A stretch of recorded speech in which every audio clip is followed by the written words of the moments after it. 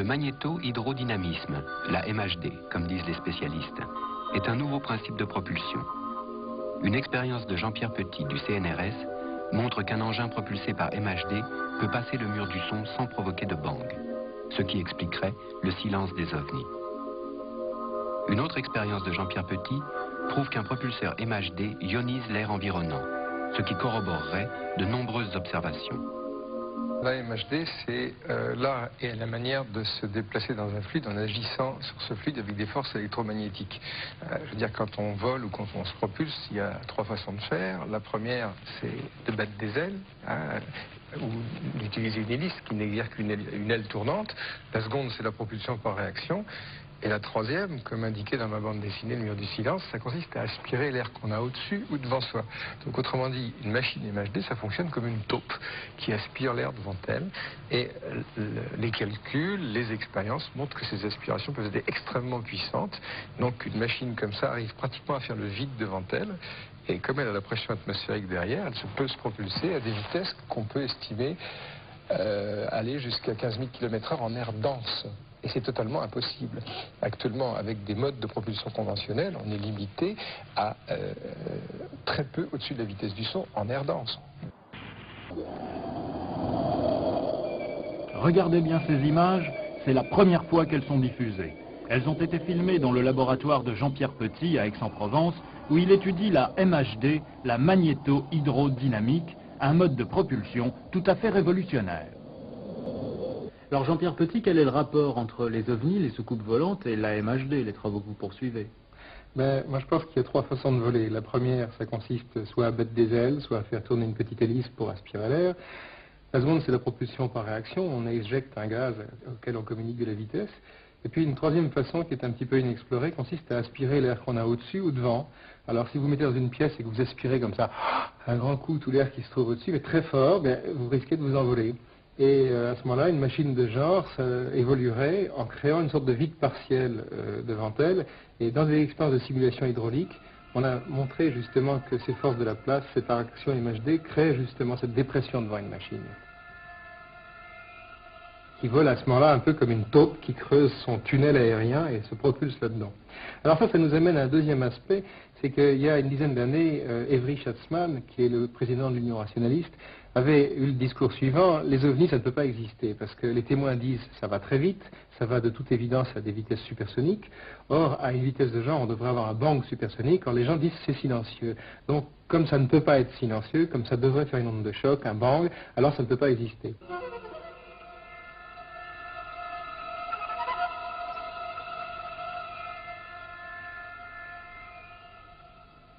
Alors en 1975, je me suis vraiment reposé le problème en profondeur et je pense que le vol supersonique sans onde de choc et sans bruit est une chose faisable.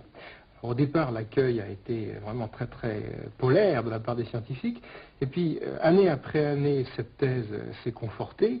Et bon, ça ce sont des rapports, il y en a plein, les tiroirs des ministères, mais plus récemment, en septembre 83, j'ai publié 2 articles au 8e colloque international de magnéto-hydrodynamique de Moscou. Et puis, quand même, comme je pense que les gens doivent être informés du contenu de ces travaux-là et de l'enjeu qui se trouve derrière, j'ai même fabriqué une version grand public qui est cet album dans la série des aventures d'enseignement Turlu qui est paru chez Belin et qui porte un nom très évocateur, c'est le mur du silence. Effectivement, le problème c'est de voler sans bruit, donc de franchir non pas le mur du son, non pas le mur de la chaleur, mais le mur du silence. Si je comprends bien, ce système MHD, ça fonctionne dans l'air. Bien sûr. Mais dans le vide. Ça n'a rien à voir. Je veux dire que si on doit... Parce que là, évidemment, on achoppe sur 2 choses. Il y a le déplacement aérien d'objets très rapides sans faire de bruit. Et après, comment aller d'une étoile à l'autre? Ou même simplement comment se sustenter en lévitation apparente sans créer de courant d'air, comme chose pour laquelle il y a des témoignages. Bon, moi je dis, si le phénomène ovni correspond à une réalité physique, il y a 2 systèmes en fonctionnement qui n'ont rien à voir l'un avec l'autre. Vous voulez dire un système pour le voyage intersidéral, disons, oui, et un système pour le voyage en atmosphère. Intra-atmosphérique. Mais les 2 pouvant éventuellement se combiner. C'est-à-dire, par exemple, lorsque vous avez une trajectoire comme ça et que vous avez un virage à angle droit, il est évident que ce n'est pas la MHD qui assure le virage à angle droit. C'est autre chose. Est-ce qu'on a une idée, est-ce que vous avez une idée de cette autre chose? Oui, ça je l'ai développé dans mon dernier livre. Et si vous voulez, il y a une chose, c'est que dans ce problème du voyage interstellaire, on se heurte classiquement sur le thème de la limitation à la vitesse de la lumière. Tous les scientifiques diront la prochaine étoile est à 4000 lumières, au 10e ça fait 40 ans aller, 40 ans en retour. Vous n'imaginez pas des voyages qui durent des siècles, ça n'est pas possible. En attendant une vie de 200 000 ans, Jean-Pierre Petit a une autre idée basée sur les travaux du savant soviétique Andreï Sakharov.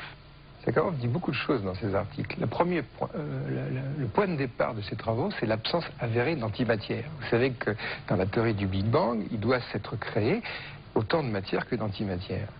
Hein? Or, cette antimatière cosmologique, on ne l'observe pas, parce que si elle existait, elle donnerait lieu à des annihilations qui ne passeraient pas inaperçues dans le cosmos. Donc cette question est tellement gênante qu'on en est arrivé même à ne plus la soulever. Et la seule réponse existante, c'est celle donnée par Sakharov en disant « elle a fichu le camp dans un univers jumeau ».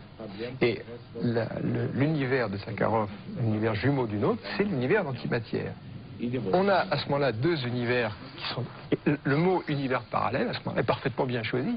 On a un trajet à effectuer d'un point A à un point B, et au lieu de l'effectuer ici, eh bien, on va l'effectuer dans le second univers. Et dans ce second univers, il n'y a absolument aucune raison pour que la vitesse de la lumière soit égale à la vitesse de la lumière du premier univers. Ce qui fait qu'on gagne sur cette vitesse d'univers. Si elle est 50 fois plus élevée, en étant au 10e de la vitesse de la lumière, on donne l'impression d'avoir été beaucoup plus rapidement. Donc c'est un peu le métro express. Je crois qu'il faut trouver des mots pour...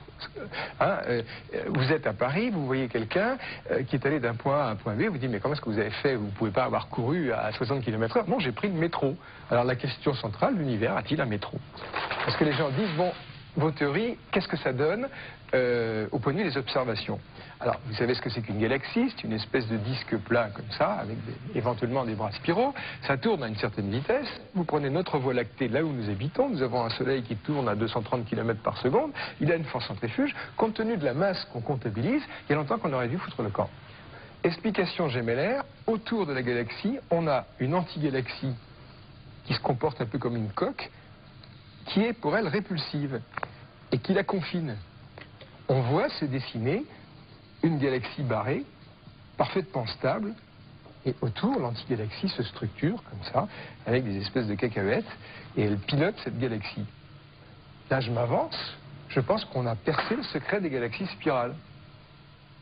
Donc, si vous me demandez mon avis à moi, est-ce que je crois que l'univers est gémellaire? Je dirais qu'il y a de fortes probabilités pour que ça le soit, parce qu'il marche nettement mieux que l'univers classique. Donc à ce moment-là, si c'est ainsi, c'est que, en tant qu'expert, le problème du voyage interstellaire doit être considéré. Avec un seul univers, on ne s'en sortait pas. Avec deux, le problème reste ouvert. Pour finir, où est-ce qu'en sont ces travaux vis-à-vis de la communauté scientifique? Bon, il y a 7-8 ans, c'était le blocus et l'hostilité. Maintenant, je ne crois plus qu'il y ait d'hostilité. Mais lorsqu'on pose la question, alors maintenant, qu'est-ce qu'on fait? Qu'on essaye de démarrer des recherches concrètes, eh bien, les couloirs sont vides, les téléphones ne répondent pas, les gens ne sont plus là. Et on peut se poser la question... pourquoi une telle attitude face à ce problème qui est rationnel, qui budgétairement est tout à fait modeste, qui scientifiquement est tout à fait construit? Bon, ne pas trouver de répondant, la seule explication, moi ça me semble être la peur.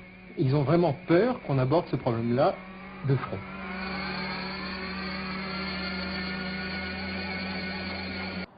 Imaginez un physicien, là, je voudrais que vous réfléchissiez à cela, messieurs, et que tout le monde y réfléchisse.